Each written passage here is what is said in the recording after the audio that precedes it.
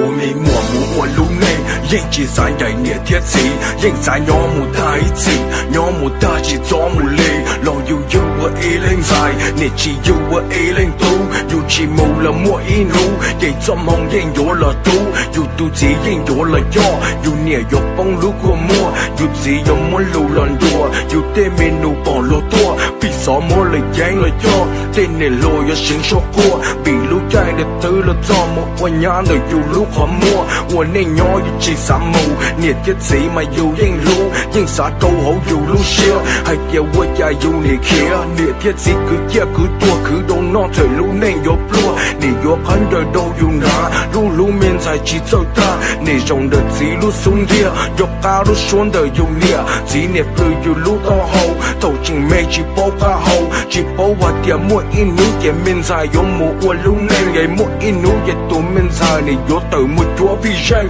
vì nu lu nên yo mua miền nhỏ lộc phú và phú lu chế, miền dài yo tua nu lu câu khua, yo tua bảo đi tu đây, yo mua lu này tu chế, đó tàu nhẹ thiết chỉ thiết cứ đi, yo mua ua lúa li nên một tay ít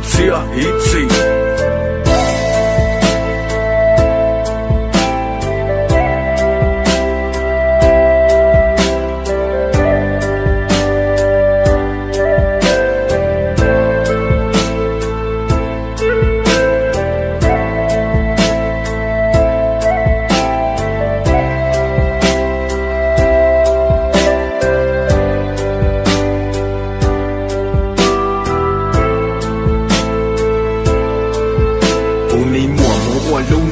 路西后只用力步，有应啥个莫错路，我有手把捏铁子，把手都拿叠个字，贴捏铁子路坚持，老怎么应老里拿，有安在给有木我，罗里伢么多都要，罗里巴么多单着，有应只山野木里，老怎么有开起地，有头木比有路内，这捏铁子有了劲，明才有只木一怒，老莫一怒给有木，如果莫点这有帮为用要捏怎没给用，如果莫点这用要是给用用木头用，头莫给鸟些，鸟些了用力你鸟得，头莫给多些要用力只莫领定要哎，我路线得木我伢么应，应只用意到落木，只用力头有劲要有捏铁子，有莫去个莫都有路，要有路意，个只专车落地，个莫做也好路也得，比你路内